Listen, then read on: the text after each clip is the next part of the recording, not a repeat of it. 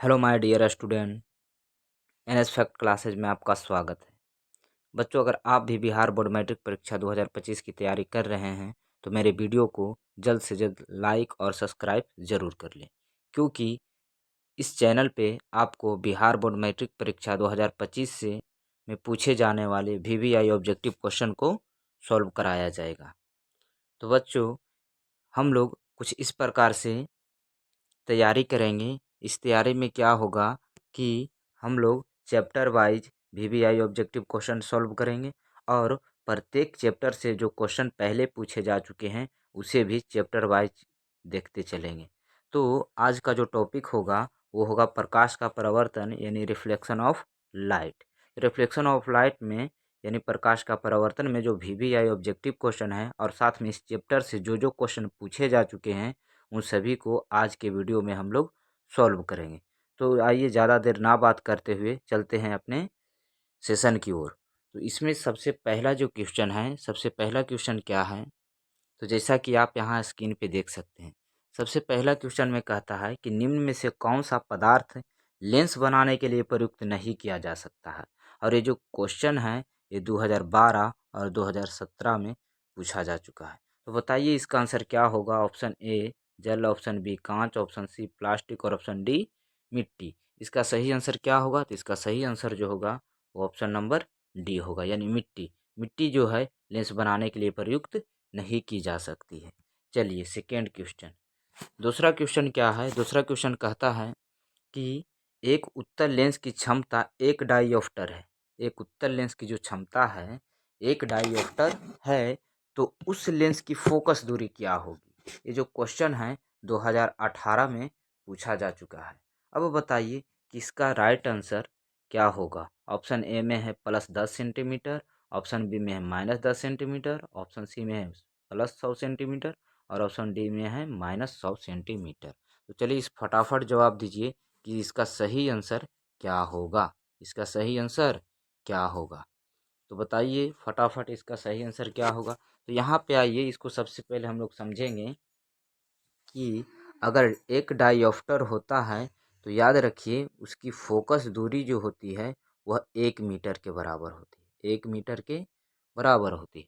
तो 1 मीटर तो इस ऑप्शन में कहीं पे नहीं दिख रहा है। तो 1 मीटर इक्वल टू 100 सेंटीमीटर हम लोग जानते हैं। 1 मीटर इक्वल टू क्या होता है, 1 मीटर इक्वल टू कितना होता है, 100 सेंटीमीटर। 100 सेंटीमीटर यानी 100 सेंटीमीटर होगा। तो 100 सेंटीमीटर सी में है और 100 सेंटीमीटर ऑप्शन डी में भी है। तो इसमें सी होगा या डी होगा, तो यहाँ पे हम लोग देखेंगे कि कौन सा लेंस है, उत्तल लेंस। उत्तल लेंस है तो इसका जो फोकस दूरी होता है वो धनात्मक होता है, अर्थात कहें धनात्मक तो यानी प्लस में होता है। इस प्रकार से इसका जो सही आंसर हो जाएगा ऑप्शन नंबर सी। चलिए तीसरा प्रश्न। तीसरा प्रश्न क्या है, तीसरा प्रश्न कहता है कि प्रकाश के अपवर्तन के कितने नियम हैं। ये जो क्वेश्चन है 2016 में और 2021 में पूछा जा चुका है। तो चलिए फटाफट जवाब दीजिए कि प्रकाश के अपवर्तन का कितना नियम होता है। ऑप्शन ए में 1, ऑप्शन बी में 2, ऑप्शन सी में 3, ऑप्शन डी में 4। तो इसका आंसर क्या होगा, तो इसका आंसर जो होगा वो ऑप्शन नंबर बी होगा। सी इज द राइट आंसर। चलिए क्वेश्चन नंबर 4। क्वेश्चन नंबर 4 में क्या है, क्वेश्चन नंबर 4 यहाँ पे आप देख सकते हैं। ये जो क्वेश्चन है कई बार पूछे जा चुके हैं, जिसमें 2012, 2015, 2015 से 2020 में, 2021 में, इस प्रकार से यानी बहुत बार ये क्वेश्चन पूछा जा चुका है। यानी वेरी वेरी इंपॉर्टेंट क्वेश्चन है। यानी प्रकाश के परावर्तन के कितने नियम हैं। ऑप्शन ए में है 1, ऑप्शन बी में 2, ऑप्शन सी में 3 और ऑप्शन डी में 4। इसका आंसर क्या होगा, तो इसका जो आंसर होगा वो होगा ऑप्शन नंबर बी। यानी प्रकाश के परावर्तन के भी 2 नियम होते हैं और प्रकाश के अपवर्तन के भी 2 ही नियम होते हैं। चलिए क्वेश्चन नंबर 5। क्वेश्चन नंबर 5 में क्या है कि कहता है कि किसी माध्यम के अपवर्तनांक का मान होता है, किसी भी माध्यम का जो अपवर्तनांक होगा उसका मान क्या होगा। तो उसका मान क्या होगा, जैसा कि आपको ऑप्शन में दिया है sine I by sine I R, option B में है साइन आर बटा साइन आई, और ऑप्शन सी में है sine I into sine R, और ऑप्शन डी में है साइन साइन आई और प्लस में साइन आर। तो इसका सही आंसर क्या होगा? इसका सही जो आंसर होगा वो हो जाएगा साइन आई बटा साइन आर, साइन आई बटा साइन आर, यानी ऑप्शन ए। ऑप्शन ए इसका होगा आंसर। चलिए क्वेश्चन नंबर 6। क्वेश्चन नंबर 6 में क्या है कि एक उत्तल लेंस होता है। ये जो क्वेश्चन है 2013 में पूछा जा चुका है। तो एक उत्तल लेंस जो होता है वो किस तरह का होता है? ऑप्शन ए में दे दिया है कि सभी जगह से समान मोटाई का होता है। ऑप्शन बी में है बीच की अपेक्षा किनारों पर मोटा होता है। ऑप्शन सी में दिया हुआ किनारों की अपेक्षा बीच में मोटा होता है। और ऑप्शन डी में दिया है इनमें से कोई नहीं। इसका सही आंसर क्या होगा? चलिए फटाफट इसका जवाब दीजिए। तो हम लोग सभी जानते हैं कि उत्तल लेंस जो होता है, उत्तल लेंस जो होता है किनारे की अपेक्षा बीच में क्या होता है? मोटा होता है। बीच में क्या होता है? मोटा होता है। यानी उत्तल लेंस का जो चित्र होगा लगभग इस प्रकार से होता है। देखिए इस प्रकार से, यानी किनारे की अपेक्षा बीच में क्या होता है? बीच में क्या है? मोटा है। और वही इसी के जगह पे अगर अवतल लेंस पूछ दिया जाता तो अवतल लेंस जो होता है वो बीच की अपेक्षा किनारे में क्या होता है? मोटा होता है। इस प्रकार से किनारे में क्या होता है? मोटा होता है। चलिए क्वेश्चन नंबर 7। क्वेश्चन नंबर 7 में क्या कहता है? क्वेश्चन नंबर 7 में कह रहा है कि सोलर कुकर में प्रयोग किया जाता है। ये जो क्वेश्चन है ये भी 2018 में पूछा जा चुका है। तो बताइए कि सोलर कुकर में किसका प्रयोग होगा? ऑप्शन ए में अवतल दर्पण, ऑप्शन बी में उत्तल दर्पण, ऑप्शन सी में समतल दर्पण, और ऑप्शन डी में उत्तल तथा अवतल दर्पण। इसका सही आंसर क्या होगा? चलिए फटाफट इसका जवाब दीजिए। तो इसका आंसर क्या होगा? तो इसका जो आंसर होगा वो होगा अवतल दर्पण। इसका सही आंसर क्या होगा? अवतल दर्पण, यानी ऑप्शन ए। चलिए क्वेश्चन नंबर 8। चलिए अब 8वां प्रश्न देखते हैं। तो जो 8वां प्रश्न है, 8वां प्रश्न क्या कहता है कि पानी में डूबे एक उत्तल लेंस की फोकस दूरी हवा में इसकी फोकस दूरी की अपेक्षा, ये भी जो क्वेश्चन है 2018 में पूछा जा चुका है।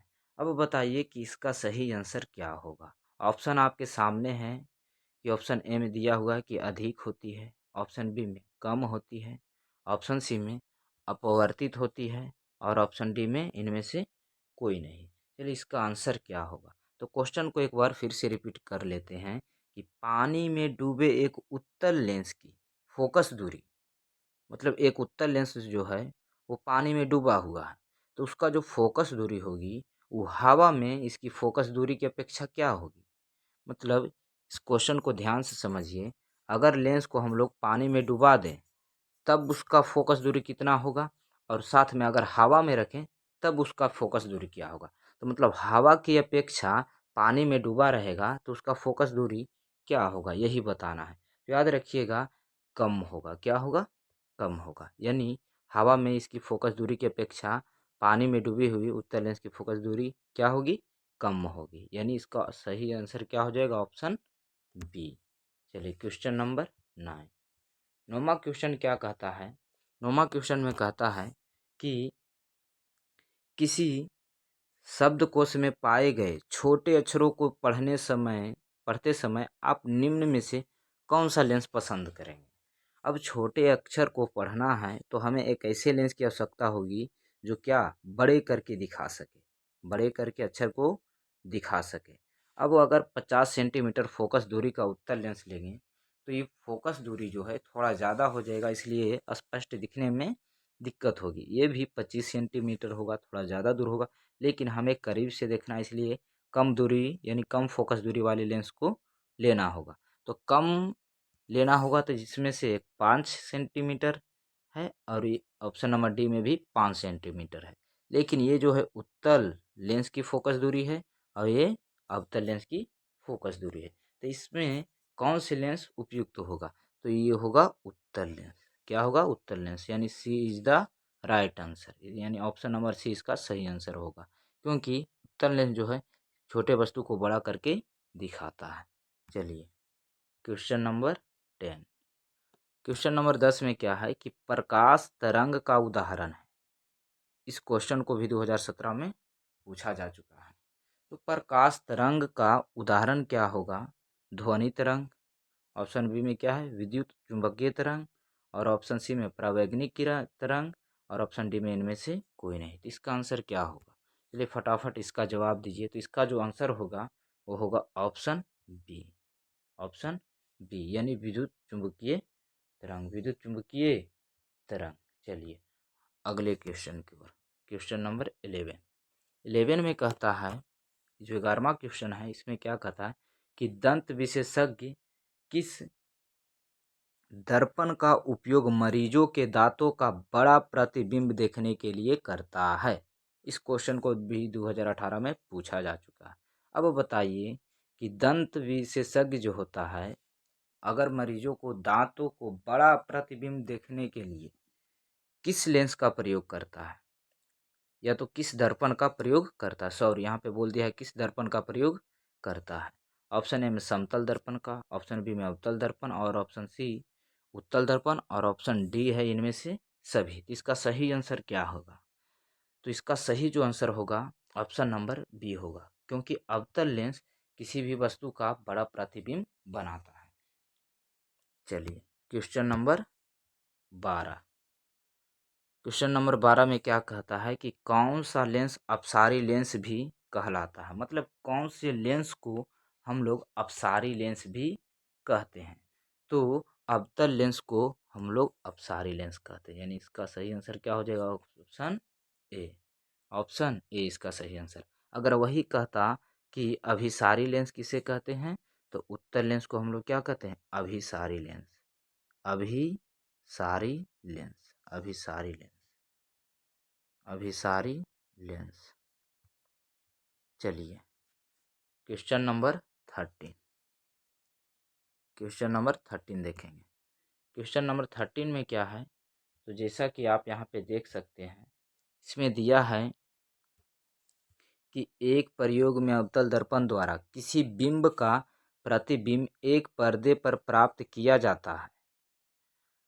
दर्पण की फोकस दूरी को निर्धारित करने के लिए प्रयोगकर्ता को मापने की ज़रूरत है। क्या मापने की ज़रूरत है? दर्पण तथा पर्दा के बीच की दूरी को, कि दर्पण तथा बिंब के बीच की दूरी को, कि ए और बी दोनों, या इनमें से कोई नहीं। इसका सही आंसर क्या होगा? इसका सही जो आंसर होगा वो चलिए फटाफट बताइए कि ऑप्शन ए होगा, या बी होगा, या सी होगा, या डी होगा। इसका सही जो आंसर होगा वो होगा ऑप्शन नंबर सी, यानी ए भी होगा और बी भी होगा। चलिए क्वेश्चन नंबर 14। अब 14 क्वेश्चन को ध्यान से पढ़िए। 14वां क्वेश्चन में क्या कहता है? 14वां क्वेश्चन में कह रहा है कि गोलीय दर्पण के परावर्तक पृष्ठ की वृत्ताकार सीमा रेखा का व्यास क्या कहलाता है? ये जो क्वेश्चन है 2018 में पूछा गया है। अब वो बताइए कि गोलीय दर्पण की जो परावर्तक पृष्ठ जो होता है उसकी वृत्ताकार सीमा रेखा का जो व्यास होता है वो क्या कहलाता है? तो उसे हम लोग कहते हैं, क्या कहते हैं? ऑप्शन ए में मुख्य फोकस, ऑप्शन बी में वक्रता त्रिज्या, ऑप्शन सी में प्रधान अक्ष, और ऑप्शन डी में गोलीय दर्पण का द्वारक। चलिए फटाफट इसका जवाब दीजिए कि इसका आंसर क्या होगा। तो इसका आंसर जो होगा वो ऑप्शन डी होगा, यानी गोलीय दर्पण का क्या कहलाता है? द्वारक। गोलीय दर्पण का द्वारक कहलाता है। चलिए क्वेश्चन नंबर अब हम लोग देखेंगे 16, सॉरी क्वेश्चन नंबर 15। अब क्वेश्चन नंबर 15 क्या है? तो क्वेश्चन नंबर 15 को पढ़िए। कहता है कि निम्नलिखित में से कौन उत्तल दर्पण की फोकस दूरी है जिसकी वक्रता त्रिज्या 32 सेंटीमीटर? अब देखिए यहाँ पे क्या किया है, वक्रता त्रिज्या दे दिया गया है। वक्रता त्रिज्या कहे तो यानी आर दे चुका है। कितना दिया हुआ है? 12 सेंटीमीटर। आर कितना दे दिया है? Sorry 32 centimetre. 32 सेंटीमीटर दे चुका है वक्रता त्रिज्या। तो हमसे पूछा क्या गया है? फोकस दूरी। फोकस दूरी पूछा गया। तो फोकस दूरी इक्वल टू फॉर्मूला होता है R/2। R/2। और आर कहने का मतलब वक्रता त्रिज्या जो 32 सेंटीमीटर दिया हुआ है, और बटा में 2। जब इसको काटेंगे तो कितना आएगा? 16 सेंटीमीटर। तो फोकस दूरी जो आएगा वो 16 सेंटीमीटर। लेकिन यहाँ पे हमें अब उत्तल दर्पण की फोकस दूरी पूछ रहा है, तो उत्तल दर्पण की फोकस दूरी जो होती है वो धनात्मक होती है, और जब धनात्मक होगी तो प्लस में कितना हो जाएगा, 16 सेंटीमीटर, जैसा कि आपको ऑप्शन सी में दिख रहा है। तो इसका सही आंसर क्या हो जाएगा, ऑप्शन सी। Question number 16। अब क्वेश्चन नंबर 16 में क्या है, इसको जरा ध्यान से पढ़िए। क्वेश्चन नंबर 16 में कहता है कि किसी लेंस द्वारा उत्पन्न आवर्धन का एसआई मात्रक क्या होगा, यानी आवर्धन जो है उसका एसआई मात्रक बताना है। तो ये जो क्वेश्चन है 2 बार पूछा जा चुका है, 2019 में और 2021 में भी पूछा जा चुका है। तो बताइए कि आवर्धन का एसआई मात्रक क्या होता है। ऑप्शन ए में दिया है मीटर, ऑप्शन बी में सेंटीमीटर, ऑप्शन सी में मिलीमीटर, ऑप्शन डी में मात्रक विहीन है। तो इसका सही आंसर क्या होगा, चलिए फटाफट बताइए। तो इसका जो सही आंसर होगा वो होगा ऑप्शन डी, यानी मात्रक विहीन होता है। मात्रक विहीन यानी आवर्धन का एसआई मात्रक नहीं होता है, यानी इसका सही आंसर क्या हो जाएगा, option number D. Question number 17। Question number 17 में क्या कहता है, तो इसको ध्यान से पढ़िए। इस क्वेश्चन में कहा गया है कि टॉर्च एवं वाहनों को उग्र दीप में यानी हेडलाइट्स में किस दर्पण का प्रयोग किया जाता है। अब बताइए कि टॉर्च एवं वाहनों में के अग्रदीप में किसका प्रयोग किया जाता है। ऑप्शन ए में दिया है अवतल दर्पण, ऑप्शन बी में उत्तल दर्पण, और ऑप्शन सी में समतल दर्पण, और ऑप्शन डी में इनमें से सभी। तो बताइए कि अग्रदीप में किसका इस्तेमाल किया जाता है। तो इसका जो सही आंसर होगा वो ऑप्शन नंबर ए होगा, यानी ऑप्शन ए, अवतल दर्पण का उपयोग किया जाता है। हेडलाइट में इसका उपयोग किया जाता है अवतल दर्पण का, और वही कहता साइड मिरर की बात करता, गाड़ी के साइड मिरर में, क्या साइड मिरर में किसका इस्तेमाल होता है, तो साइड मिरर में उत्तल दर्पण का इस्तेमाल होता है। लेकिन यहाँ पे बोला गया था अग्रदीप में, हेडलाइट में, तो हेडलाइट में अवतल दर्पण का उपयोग होता है, इसलिए इसका जो आंसर होगा ऑप्शन ए होगा। चलिए क्वेश्चन नंबर 18। क्वेश्चन नंबर 18 में जैसा कि यहाँ पे दे दिया है कि वाहनों के साइड मिरर में यानी पीछे देखने में किस दर्पण का प्रयोग किया जाता है, जैसा कि अभी इस क्वेश्चन का आंसर बताए थे। तो इसमें ऑप्शन दे दिया है अवतल दर्पण का, समतल दर्पण का, उत्तल दर्पण का, और इनमें से सभी। इसका सही आंसर क्या हो जाएगा, option number C is the right answer, यानी उत्तल दर्पण इसका सही आंसर हो जाएगा। चलिए क्वेश्चन नंबर 19। क्वेश्चन नंबर 19 में क्या है कि लेंस में कितने फोकस होते हैं। अब देखिए, हम लोग दर्पण जब पढ़े थे तो उसमें मात्र एक ही फोकस पढ़ रहे थे, लेकिन ये जो लेंस की बात कर रहा है तो लेंस में कितने फोकस होते हैं। आपका ऑप्शन दिया हुआ है, ऑप्शन ए में है 2, ऑप्शन बी में है 3, ऑप्शन सी में 1, और ऑप्शन डी में 2 या 3। इसका सही आंसर क्या होगा, चलिए फटाफट इसका जवाब दीजिए। तो इसका जो सही आंसर होगा वो क्या होगा, ऑप्शन नंबर ए, क्योंकि लेंस में कितने फोकस होते हैं, 2 फोकस होते हैं। चलिए क्वेश्चन नंबर 20। क्वेश्चन नंबर 20 में क्या कहा गया है, क्वेश्चन नंबर 20 में कहता है कि लेंस की क्षमता का एसआई मात्रक क्या होता है। अब लेंस का क्षमता का एसआई मात्रक पूछ रहा, तो लेंस की क्षमता का जो एसआई मात्रक होता है, आपका ऑप्शन यहाँ पे दिया हुआ है। ए में दिया है डायोप्टर, बी में एंगस्ट्रम, और सी में ल्यूमेन, और डी में लक्स। तो इसका सही जो आंसर होगा वो होगा option number A, option A, यानी लेंस की क्षमता का जो एसआई मात्रक होता है, एसआई मात्रक होता है वो क्या होता है, डाईऑप्टर होता है। क्या होता है, डाईऑप्टर होता है। Question number 21। अब जो क्वेश्चन नंबर 21 है, इस बड़ा ही सिंपल क्वेश्चन है। इस क्वेश्चन को कहा गया है कि प्रकाश गमन करता है, इन प्रकाश गमन किस प्रकार से करता है। ऑप्शन ए में दिया है सीधी रेखा में, बी में तिरछी रेखा में, ऑप्शन सी में टेढ़ी मेढ़ी रेखा में, और ऑप्शन डी में इनमें से कोई नहीं। तो चलिए फटाफट इसका जवाब दीजिए कि इसका आंसर क्या होगा। तो बच्चों इसका जो आंसर होगा वो होगा ऑप्शन ए, यानी प्रकाश जो है सीधी रेखा में गमन करता है। प्रकाश किस रेखा में, तो सीधी रेखा में गमन करता है। अब क्वेश्चन नंबर 22। क्वेश्चन नंबर 22 में क्या कह रहा है कि उत्तल दर्पण के सामने एक वस्तु को रखा गया है जिसकी प्रतिबिंब की प्रकृति कैसी होगी। अब देखिए, वस्तु को कहाँ रखा गया है? उत्तल दर्पण के सामने। और जब उत्तल दर्पण के सामने वस्तु को रखा गया है तो उसकी प्रकृति कैसी होगी? तो उत्तल दर्पण के सामने जो वस्तु रखाता है उसका प्रतिबिंब हमेशा क्या बनता है? काल्पनिक ही बनता है। क्या बनता है? काल्पनिक। यानी इसका सही आंसर क्या हो जाएगा? Option A. Option A. और इसमें वास्तविक जो प्रतिबिंब होता है कभी नहीं बनता, हमेशा काल्पनिक बनता है। इसीलिए हम लोग इसका आंसर क्या मारेंगे? Option number A. चलिए, क्वेश्चन 23। क्वेश्चन 23 में कह दिया है, क्या कहा है कि इनमें से कौन दर्पण का सूत्र है? चलिए, अब इसका फॉर्मूला बताइए कि दर्पण सूत्र क्या है। ऑप्शन आपके सामने है। ऑप्शन ए में दिया हुआ है 1/v प्लस 1/u बराबर 1/f। और ऑप्शन बी में दिया है 1/u प्लस 1/v बराबर 1/f। और ऑप्शन सी में दिया है 1/v प्लस u/1 बराबर 1/f। और ऑप्शन बी में डी में दिया है v/1 और प्लस में 1/u बराबर में 1/f। यानी इसका सही आंसर क्या होगा? ये जो क्वेश्चन है 2020 और 2021 में पूछा जा चुका है। तो बताइए दर्पण सूत्र क्या है? तो दर्पण सूत्र जो है वो क्या होगा? ऑप्शन नंबर ए, यानी 1/v plus 1/u equal to क्या होता है? 1/f। यानी C is the right answer. यानी ऑप्शन नंबर बी इसका क्या हो जाएगा? आंसर हो जाएगा। Option number B.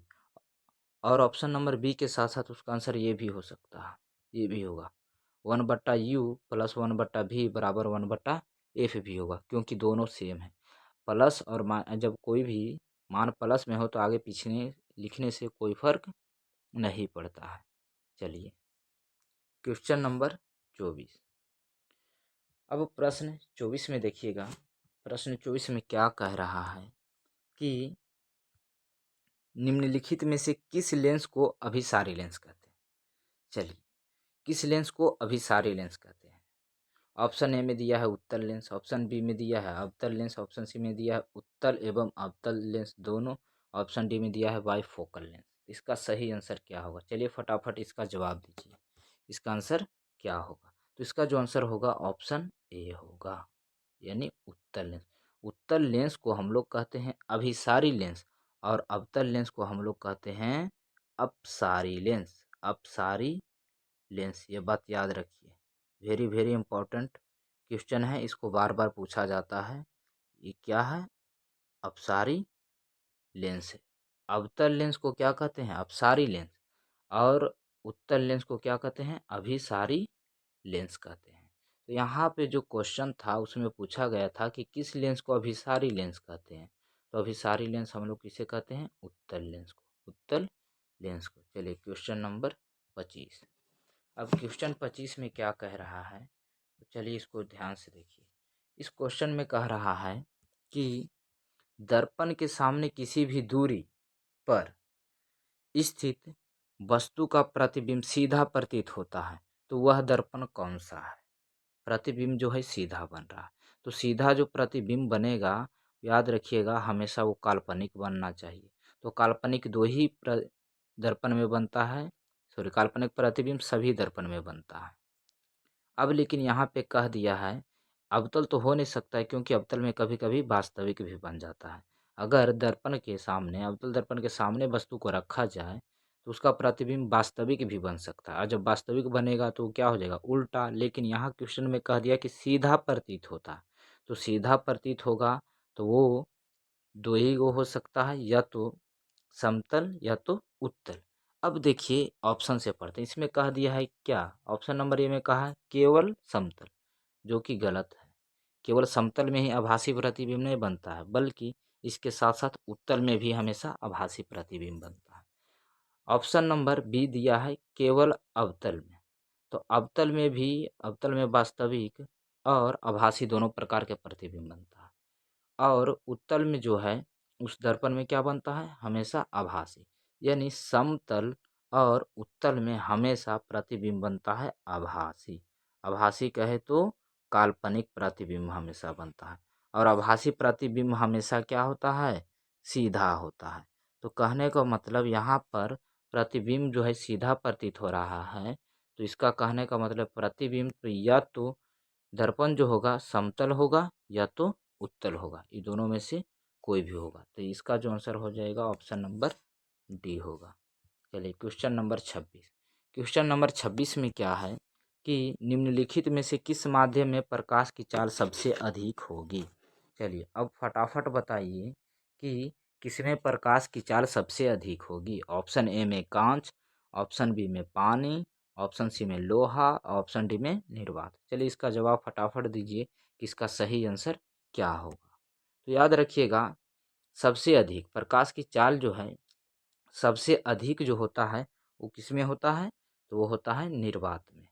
किसमें होता है, निर्वात में। और निर्वात में प्रकाश की चाल कितना होता है, तो 3 × 10⁸ मीटर प्रति सेकेंड, 8 मीटर प्रति सेकेंड होता है। और पानी में प्रकाश की चाल जो होती है 2.25 इंटू 10⁸ यानी 10⁸ मीटर प्रति सेकेंड। और कांच में जो प्रकाश की चाल होती है 2.0 गुने 10⁸ मीटर प्रति सेकेंड होता है। तो ये तीनों में सबसे ज़्यादा किसमें दिख रहा है, तो निर्वात में। निर्वात में काफ़ी ज़्यादा है, यानी बोलें तो 3 लाख किलोमीटर पर सेकेंड की चाल से चलता है निर्वात में प्रकाश। तो याद रखिएगा कि प्रकाश की चाल सबसे अधिक किसमें होगी, निर्वात में, यानी इसका सही आंसर ऑप्शन डी होगा। चलिए क्वेश्चन नंबर 27। क्वेश्चन नंबर 27 में क्या कह रहा है, क्वेश्चन नंबर 27 में देखिए। क्वेश्चन नंबर 27 में कहता है कि अवतल दर्पण के सामने वस्तु को कहाँ रखा जाए ताकि प्रतिबिंब उल्टा, वास्तविक और समान आकार का बने। अब अवतल दर्पण में वस्तु को हम कहाँ पे रखें, इसका प्रतिबिंब जो है उल्टा बने, वास्तविक बने और समान आकार के बने। तो ऑप्शन ए में दिया है ध्रुव पर, ऑप्शन बी में अनंत पर, ऑप्शन सी में वक्रता केंद्र पर, ऑप्शन डी में फोकस पर। तो याद रखिएगा इसका सही जो आंसर होगा वो होगा option number C. Option number C, क्योंकि वक्रता केंद्र पर जब अवतल दर्पण में वस्तु को वक्रता केंद्र पर रखा जाता है तो उसका प्रतिबिंब वक्रता केंद्र पर ही बनता है और वस्तु के आकार के बराबर बनता है और वास्तविक और उल्टा बनता है। इसका आंसर क्या हो जाएगा, ऑप्शन नंबर सी। अब क्वेश्चन 28। क्वेश्चन नंबर 28 देखिएगा। क्वेश्चन नंबर 28 में क्या कहता है कि उत्तल दर्पण से बना काल्पनिक प्रतिबिंब होता है। जो उत्तल दर्पण से काल्पनिक प्रतिबिंब होता है वो कैसा होगा। तो उत्तल दर्पण में जो प्रतिबिंब बनता है उसे याद रखिएगा हमेशा आभासी बनता है और सीधा बनता है। तो इसमें जो ये उल्टा है ये ऑप्शन गलत हो गया और इनमें से कोई नहीं एक गलत हो गया।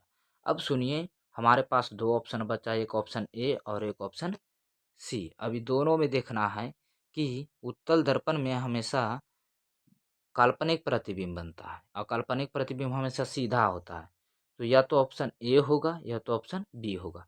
अब बात आता है, इसमें कह दिया है आवर्धित। आवर्धित बोले तो यानी कह रहा है कि बड़ा बनता है, और यहाँ पे कह दिया है हराशित। हराशित मतलब छोटा बनता है। अब यहाँ पे समझिए दोनों में इसका सही आंसर क्या होगा, तो इसका सही आंसर होगा ऑप्शन नंबर सी। क्यों, क्योंकि उत्तल दर्पण में हमेशा आभासी और सीधा प्रतिबिंब तो बनता ही बनता है, लेकिन हमेशा छोटा भी बनता है, कभी भी इसमें बड़ा प्रतिबिंब नहीं बनता है। तो इसका सही आंसर क्या हो जाएगा, ऑप्शन नंबर सी। चलिए क्वेश्चन 29। अब देखिए क्वेश्चन नंबर 29 में क्या है। क्वेश्चन नंबर 29 में, अब क्वेश्चन नंबर 29 में समझिएगा कि एक गोलीय दर्पण की फोकस दूरी जो है दे चुका है, गोलीय दर्पण की फोकस दूरी +20 सेंटीमीटर दे दिया है। अब देखिए फोकस दूरी +20 सेंटीमीटर दिया है, तो इससे क्या पता चल रहा है कि फोकस दूरी प्लस में, यानी किस कौन से दर्पण की फोकस धनात्मक होती है। तो हम लोग जानते हैं कि उत्तल दर्पण की फोकस जो होती है धनात्मक होती है और अवतल दर्पण की फोकस ऋणात्मक होती है। अब यहाँ पे साफ क्वेश्चन का सॉल्यूशन यहाँ पे हो जाएगा। पूछ दिया कि गोलीय दर्पण कैसा है, जब फोकस दूरी धनात्मक है तो क्या होगा, उत्तल दर्पण होगा। इसका सिंपल जवाब था। इसका आंसर क्या हो जाएगा, ऑप्शन नंबर ए। कैसे, यहाँ पे थोड़ा सा हल्का सही से समझ लीजिए। इस प्रकार से हम बनता है कौन सा दर्पण, उत्तल दर्पण। अब देखिए इसमें क्या होता है, फोकस इधर ही होता है और वक्रता केंद्र इधर ही होता है और फोकस भी इधर ही होता है, और यहाँ से यहाँ तक की दूरी को हम लोग कहते हैं फोकस दूरी। तो जो फोकस दूरी है मतलब यहाँ से ध्रुव से इधर की जितना भी दूरी होती है धनात्मक होती है। तो यहाँ फोकस जो दूरी दिया है क्या दिया हुआ प्लस में 20। अब प्लस में 20 दिया है तो उत्तल ही होगा। क्यों? क्योंकि अवतल की बात करें तो अवतल जो होता है कुछ इस प्रकार से होता है, कुछ इस प्रकार से। अब देखिए इसकी जो फोकस होती है इधर होती है, यहाँ पे होती है एफ और यहाँ पे होती है वक्रता केंद्र सी।